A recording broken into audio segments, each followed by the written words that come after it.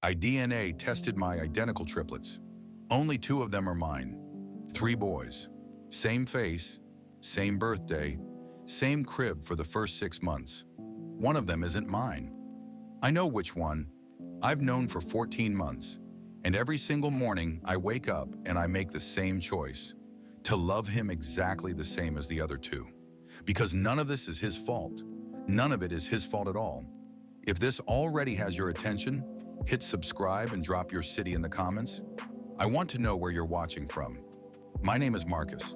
I'm 36 years old, and this is the story of the DNA test that broke my marriage and the three boys who put me back together. My wife's name is Diane. We met in grad school. She was getting her MBA. I was finishing a master's in civil engineering. We dated for 3 years, got married at 28, and spent the next 2 years trying to have kids. It wasn't easy. Diane had 2 miscarriages in that time.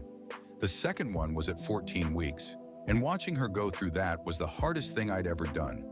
We did IVF 1 round, and then, somehow, impossibly, triplets. Identical, the doctor said. Monochorionic. 1 egg, 1 sperm, split 3 ways. A 1 in a million chance. Eli, Owen, and James. Born February 2021. 5 pounds each, more or less. I cried so hard in that delivery room that a nurse handed me tissues. The first year was chaos. Beautiful, exhausting chaos. 3 infants in a 3-bedroom house in Denver. My mother came for 2 months. Diane's sister came for 3 weeks. I took every piece of paternity leave I had and then worked nights to catch up. I was tired in a way I didn't know was survivable. And I was happy, genuinely happy, until James got sick. James was 13 months old when he developed what the pediatrician thought was a routine ear infection. It wasn't routine. It escalated fast, high fever, vomiting, a frightening 2 days in the hospital. They ran blood work, routine panel. The results came back with a flag on his blood type. I'm O positive. Diane is A positive. James came back as B positive. I'm not a doctor, but I sat in that hospital room and Googled blood type inheritance on my phone while Diane was in the bathroom, and I learned something I didn't want to know. 2 O positive parents cannot have a B positive child. Cannot. I put my phone face down on the chair. I sat there for a long time. I told myself there had been a lab error. I told myself blood typing was sometimes inaccurate. I told myself I was exhausted and scared, and my brain was finding problems that didn't exist. I told myself a lot of things.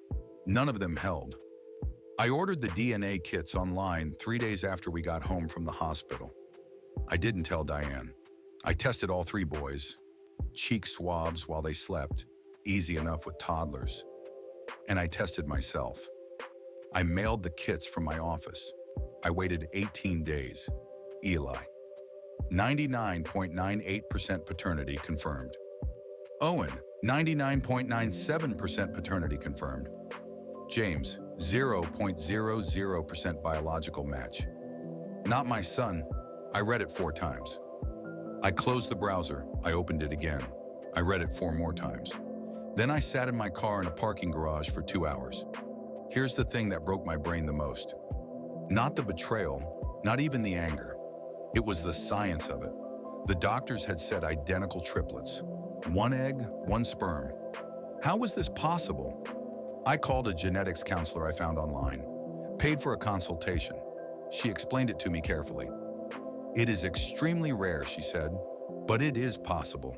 Superfetation, 2 eggs released and fertilized in the same cycle, one by one man, one by another. The IVF process, the hormonal stimulation, it can, in rare cases, trigger a second ovulation that isn't caught. 2 fertilized eggs implant. One splits into what appear to be identical twins, the other develops alongside them. Apparent identical triplets. 2 are biological twins. One is from a different father entirely. The genetics counselor said it had been documented fewer than a dozen times in medical literature. Lucky us. I spent 3 weeks sitting with this before I said anything to Diane. 3 weeks of bath time and bedtime stories and Saturday morning pancakes and pretending my entire understanding of my life hadn't been turned inside out. I was looking for an explanation that didn't require what I knew it required. There wasn't one. I need to stop here. Because I've gone back and forth on this moment more times than I can count. And I want to ask you something. If you found out one of your 3 children, a toddler, who knows nothing, who loves you completely, was not biologically yours, what would you do? Would it change how you felt about him? Could it? Tell me in the comments. I mean it. I've read thousands of comments on other people's stories, and I've never seen this question asked directly. I want to know. Because here's what I found. I looked at James the morning after I got those results. He was sitting in his high chair eating Cheerios one at a time, very seriously, like it was important work. He looked up at me and said, "Da." He just started talking. Da. And I felt exactly what I always felt. That was my answer. I talked to a lawyer before I talked to Diane. I needed to understand my position. In Colorado, a man who has established paternity, been present at birth, listed on the birth certificate, raised the child, has legal parental rights that are separate from biology. My lawyer was clear about this. James was my son in every legal sense. I also needed to understand the other side. The biological father, whoever he was, technically had rights too if he chose to assert them, but only if he knew, and only if he came forward. I was not going to help with that. I documented what I had. The DNA results, the genetics counselor's written explanation, the blood work from the hospital. I put it all in a folder, not to use against Diane, to be clear about the reality of the situation when we talked. I also, and I'm not proud of this, went through her phone. Once, sitting at the kitchen table at 11 p.m. while she was asleep. I found a name, a co-worker. Messages that had stopped in early 2020. 9 months before the boys were born, 3 months before the IVF retrieval. I closed the phone. I put it back on the counter exactly where it had been. I had what I needed. I waited until a Saturday morning when the boys were at my mother's for the day. I made coffee. I set 2 cups on the kitchen table. I put the folder between us. Diane sat down. She looked at the folder. She looked at me. And before I said a single word, she started crying. That told me everything. "How long have you known?" she said. 3 weeks. I opened the folder. I slid the results across to her. She didn't look at them. She already knew what they said. She told me it had happened twice, before the IVF cycle. She said it was over before the retrieval. She said she didn't know, couldn't have known, that it was possible for the timing to matter. She said she was sorry more times than I could count. I didn't yell. I had made a decision not to yell. I had 3 sons asleep in the next room, except they weren't there that day, but they were always in the next room in my head by then. I asked her 2 questions. "Does he know about James?" "No," she said. "Will you tell him?" She was quiet for a long time. "What do you want me to do?" she asked. I said, "I want James to have one father. I want that father to be me. I need to know you can do what that requires." She understood what I meant. She nodded. We sat at that table for 3 hours. There was no public confrontation, no dramatic reveal at a dinner party. I want to be honest about that, because I think some of you came here expecting a different kind of story. The exposure was quieter than that. Diane resigned from her job 2 months after our conversation.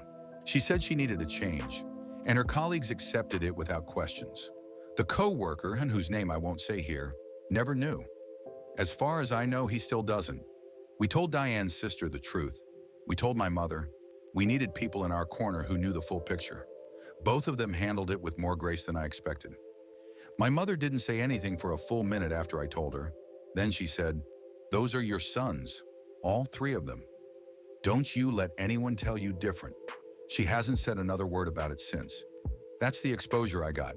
Not fireworks, just the truth, handed to the people who needed to hold it with me. Here's what I didn't expect. 6 months after our kitchen table conversation, Diane came to me with something. She had done her own research on the genetics, on the IVF records, on the timeline. She had gone back to the clinic and requested the full documentation of our retrieval cycle. And she had found something that had been in the records the whole time that no one had flagged. During her stimulation cycle, the monitoring ultrasound on day 9 had noted In a small footnote in the clinical notes, a possible second follicle, likely non-viable, monitoring not required. They had seen it. They had dismissed it. The clinic had known there was a second follicle developing and had not told us, had not paused the procedure, had not assessed whether ovulation had already occurred naturally. Diane brought this to a medical malpractice attorney.